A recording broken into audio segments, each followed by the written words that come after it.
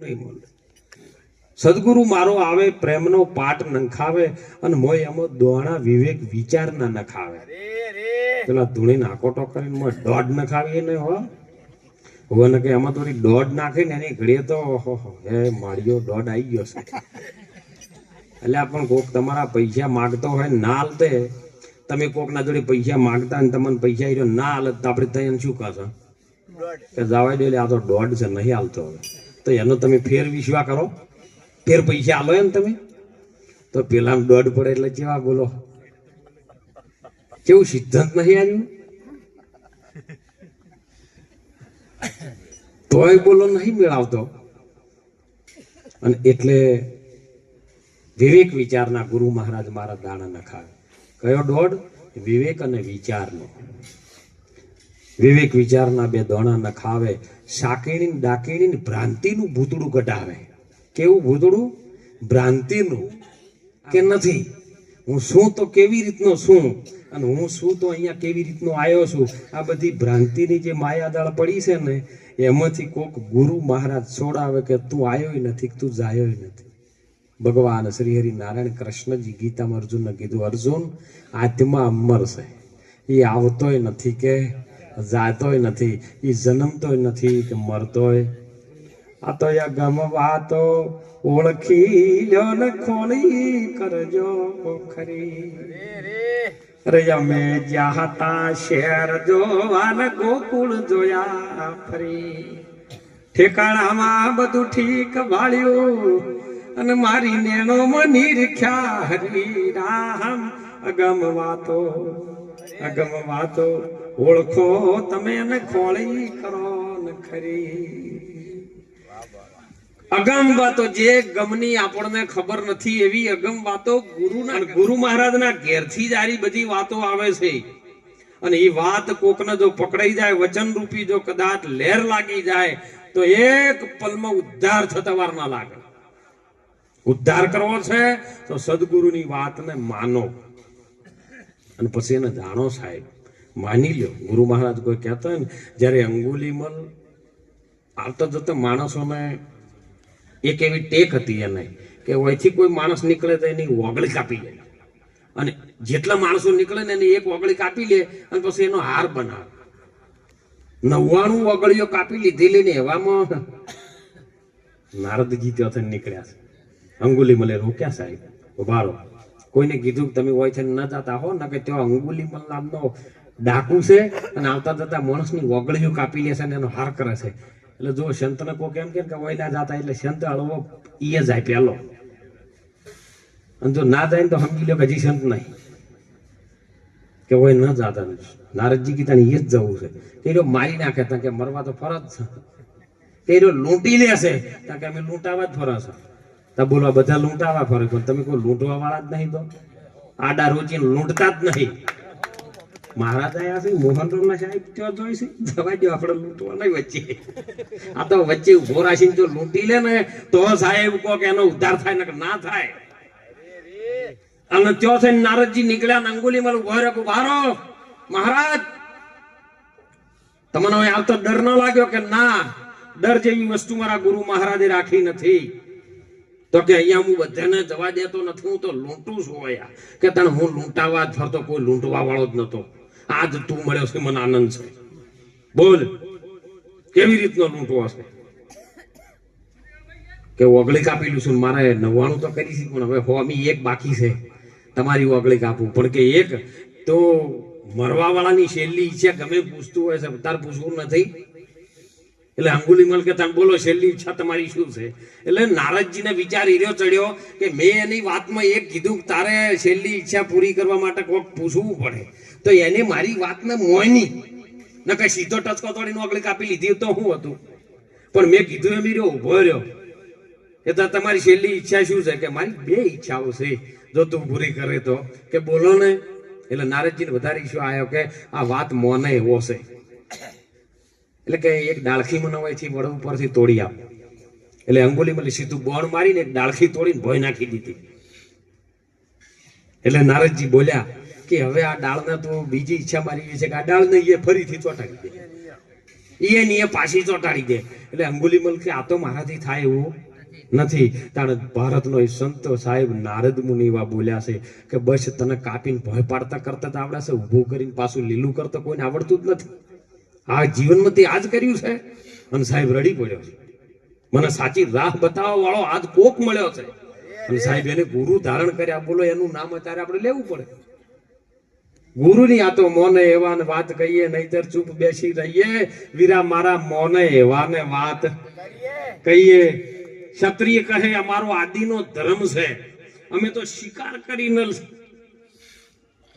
આ કઈ નહીં આલ્યું તું. બોલો ઘણી જગ્યાએ આવું હજી મંદિરે ચાલુ હોય છે ડોજી ભાઈ કે અમારો તો અનાદિનો ધર્મ છે કે આ તો શિકાર કરવાનો અમારો.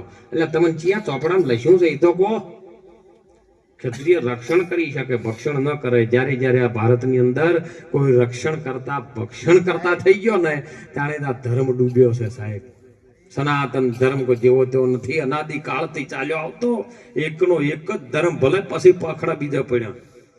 ગોરખનાથજી બોલ્યા છો એ સનાતન ધર્મ છે મારો એ અનાદિનો મેળો, અને પાખંડી પંથડા હવે તો હુઆ. આ તો જેમ જેમ જીવ એમ બધું પાખંડ થયું. અને ભજનમાં નહીં કીધું એ પાખંડ વાળા પૂજાશી નહાતા જતી સો તીર હંતાશી જગતમાં પાખંડ વાળા પૂજાણા. ઓમ પાછું વ્યવહારિક છે. પાખંડ એટલે ચોથા ભાગનો. આપણે જૂના ઘડિયામાં એવું આવતું જે અત્યારના ભણતરમાં કદાચ નહીં આવતું. મોહનરાવ સાહેબ આપણે ભણ્યા વખતમાં પાપ આવ્યો અડધો ને અડધો પૂણો ને આવું બધું આવતું. એનો ચોથા ભાગને પાક કહેવાય. અને જો અમે ગુરુ મહારાજ નો રૂપ અને ગુણ ત્રણ ગાઢ નાખીને ચોથા પદમાં નહીં લઈ જતા તમને, પા ભાગમાં નહીં લઈ જતા. તાણ ઈરો પૂજાય ને બીજો ન પૂજાય. અને એ વાત મહાપુરુષોના ચરણમાં પડી છે સાહેબ. જેને જેને આ વાતને સ્વીકારી છે ને અને જે રસ્તે જેમ કીધું એમ ચાલ્યા છે એનો જીવનનો બેડો પાર છે. ચાલવું પડે. ગુરુ મહારાજ આપણને શાન કરી શકે, રસ્તો બચાવી શકે, પણ એ રસ્તે આપણે ચાલીએ તો જ આપણો ઉદ્ધાર થાય ને કે થાય. ને ગુરુ મહારાજના વચન લઈ લઈને આપણે બેહી રહીએ ને તો સાહેબ કોઈ થાય એવું નથી. આ તો જેને જેને વચન વરીને વચનના માર્ગે ચાલ્યા છે. દેખો હરિચંદ ચાલ્યા બજારે, સત્યવાદી સત્યના માટે જો હરિચંદ ચાલ્યા બજારે. સાહેબ હરિચંદ રાજા સત્યના માટે બજારમાં વેચાવા માટે તૈયાર થઈ ગયો. ગુરુના એક વચનમાં આપણે શું કરી છે? આ કળિયુગમાં નામ આધાર છે. કેવલ નામ સમરો. ગુરુ મહારાજનું ભગવાનનું તમને નામ ગુરુ મહારાજે આપ્યું એની સ્મરણ કરી લો. શ્વાસે શ્વાસે સ્મરણ કરી લો. મિથ્યા શ્વાસ મત ખોય. નહીં જાને ફિર આવન જાવન શ્વાસ કે હોય કે ન હોય. આ શ્વાસ છે ને એટલી ઘણા જગત તમારી સાથે છે. જો શ્વાસ હટી ગયો કોઈ આ શરીરનું ધણી નથી. એ તો 70 વર્ષ ભેળા રહ્યા હોય ને તો હમી વધ ના કદાચ ડૂબો ભજતા રહે ને. શ્વાસ માંથી ગયો ને ચૈતન્ય એટલે આજુબાજુ કે તાર ભાજતા રહ્યા હો જોડી બેસી ગયો આજે કે જેમ મને બીક લાગે. બોલો 70 વર્ષથી ભેળા રહ્યા હોય ને તો બીક લાગે જેમ કહો. કારણ કે જે પરમ તત્વ ચૈતન્ય આત્મા હતો ને એ સાહેબ જેમ છે એમ એના પ્રચંડ રૂપમાં વિરાટ રૂપમાં વળી ગયો અને ખોળિયામથી ગયો એટલે બીક લાગે. જો પણ ડર છે ને એ ભય છે એ ભજન છે નહીં. એ તો ભય મુક્ત થાય. કારણ કે ક્યારે થાય એ આત્મા છે તેઓ સુધી. એટલે શ્વાસે શ્વાસે સ્મરણ કરજો. શ્વાસ હશે ને એટલી ઘણા ભજન થાય ને નહીં થાય. હો થોડોક આઘા પાછો થયો ને અત્યારે તો શિયાળાની ઠંડી હવે નહીં ચડતા એટલા બધા. પણ શિયાળાની ઠંડી આવે ને તાપણા કરી રાખતા પૂછો. સગડીઓ મને તાપણો કરો. અને જો સડી ગયો ને તો બધા તાકી રહ્યો અરે હવે બેહે તારું છે નકે તો સડી ગયો ને અધેર ચડી ગયો તો જો. એટલે મહાપુરુષોની વાત કઈક જીવનમાં ઉતારવા જેવી એ નહીં વાત છે કે તમે તમને ઓળખી લો. બસ આયો છે તું નિજ નામ લેવા હવે એવા વક્રમ શું કરે. આ સોના જેવો મનીખો મેલીને ભૂલ્યા કરને શું કરે સાહેબ. મનુષ્યનો અવતાર તને વારંવાર નહીં મળે ને અમૂલ્ય છે હો, જેની કોઈ કિંમત નથી થાય એવી સાહેબ. તમે દુનિયાના શેડે જાજો, હાલ ભારત નહીં પણ નવે ખંડની ધરતીમાં ફરીને આવજો, તમારાથી વિશિષ્ટ કોઈ નહીં હોય.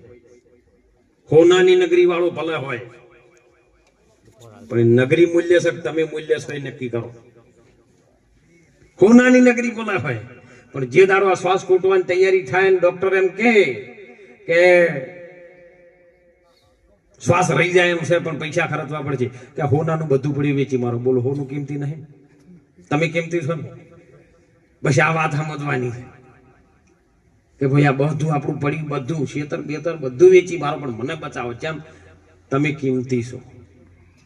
અને એ કિંમતી સમયની આપણને જેમ તેમ વાતો કોનમાં ભરાઈ ગઈ છે ને, એટલે એમાંથી આપણે છૂટી નહીં શકતા. માયા જાળમાં જીવડો અટવાઈને બેઠો છે.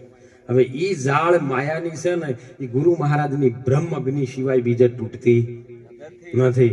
આ તો ઘણા બાપુ વાતો કરે છે. ઉનાવા મહારાજના શંકર મહારાજની વાણીમાં કીધું કે બ્રહ્મરૂપ બાળે બ્રહ્માંડ મળે, અને જેની વરતી અખંડ બ્રહ્માકાર રે શાહેલી, અરે અવસરમાં જેને સતગુરુ ને શેર્યા. સાખી શું કે છે લીટી? બ્રહ્મ રૂપ બાળે બ્રહ્માંડમાં. આ પરમાત્માનું રચેલું તમામ બ્રહ્માંડ ની અંદર બ્રહ્મરૂપ જ છે, બીજું કઈ છે જ નહીં. જેની વર્તી અખંડ બ્રહ્માકાંડ, જો કોઈ પણ પ્રકારનું ખંડિત નથી, એવું અખંડ સ્વરૂપ પરમાત્માનું જ છે, બીજું કોઈ છે નહીં. આવી લીટીઓ આમ ભજનમાં બોલતા હોય ખરા, પણ જો કદાચ સફેદ લુગડા વાળા બેઠા ચોક આવી ગયા ના, આવડી દાઢી વાળો ચોથી આયેલા, એટલે તમને હાલતા વર્તી બ્રહ્માકાર હતી, તો આ દાઢી વાળો ચોથી દેખાણો તમને? અને અંદર નમન કરતા હોય ને એટલે ગુરુ મહારાજ જોડે એમ દોઢા થઈ છે નમન, બીજો તો તાજી એમ દોઢા. એટલે આ વર્તી બ્રહ્માકાર છે તો તને અમન જુદું ચમ દેખાય છે. અખંડ જેની ખંડિત ન થાય એવી ધારા એ ગુરુ મહારાજ આપણને અખંડ સ્વરૂપમાં લઈ જાય. મહારાજ અખંડ દે ધણે તારાનો બીજા મારે ખંડે ભર્યા, અને ખંડા ભર્યા મેરું ને આસમાન, બીજા મારે એ ખંડે ભર્યા. નદી ને કિનારે બેઠો પગ, મેં તો જાણ્યો હાંસલો રે, અરે ઉજળો વાળીને કર્યો શાંગ, પણ મોઢામાં અમને એમ લાગ્યું કોઈ તો હંસ બેઠો છે, પણ નજીક જ્ઞાન ખબર પડી મોઢામાં જોયું ને તો ખોરાક બીજો હતો સાહેબ. બહુ વિચારવા જેવી વાત છે સાહેબ. મીઠું મીઠું હું તો દરેક જગ્યાએ કોક મને ફેર બોલાવ ના બોલાવ કોઈ ચિંતા નહીં, પણ મીઠું મીઠું બોલતો હોય ને એનો કદી વિશ્વાસ ના કરતા. ડાયાબિટીસ તમને 100% થાય. લાડવા વધારે ખા કરશે, બોલો ડાયાબિટીસ થાય અને લાડવા કોઈ કમમાં આવે ખરા? એને કડવું લેવું પડે, અને કડવું વહન જેમ વગને કાપે અજ્ઞાન ને કાપે જ્ઞાન. જેના સદગુરુ હાચા, મુખથી કદી જૂઠું ન ભણાય એવા સદગુરુ જેના હાચા. ક્યાંથી આયા બ્રાહ્મણ ને ક્યાંથી આયા ક્રિશ્ચન, ક્યાંથી વણિયા ક્યાંથી અહુદી, અને ક્યાંથી આયા ક્રિશ્ચન. પણ આ તો નાચ કરી છે હવને જુદી, પણ જનની તો હવને હરખા ગણે, જ્ઞાની એ હવને હરખા ગણે. જ્ઞાનીની નજરમાં કોઈ હિન્દુ નથી, મુસલમાન નથી, કોઈ બ્રાહ્મણ નથી, કોઈ વાણિયો નહીં. એના માટે થઈ એકલ પ્રભુ રૂપ. આ જે ઘાટ ઘડેલા છે ને પ્રભુના રૂપના છે, બીજા કોઈ છે. અને આ ઘાટ ના હોય તો આચમાં અધૂરો અધૂરો ને અધૂરો. આ તો ઘાટે નહીં મોય ઋષિ બળતણ ને કહેતા તમે ઘાટમાં આવો, ઘાટમાં પછી તમારી વાત છે. તા બેટા ઘાટમાં આવી તાણે જ વાત થાય ને, કે વાત થાય વિશે જ નહીં. લ્યો આ ઘાટની અંદર શું કહેવો તમે? આ ઘાટ સ્વરૂપ તો પરમાત્માનું છે, તે શૂન્યકાર છે. જો કર તમે વાત જ નથી કરી શકતા તો એટલા કહે છે કે તમે ઘાટમાં આવો પછી તમારી વાત છે.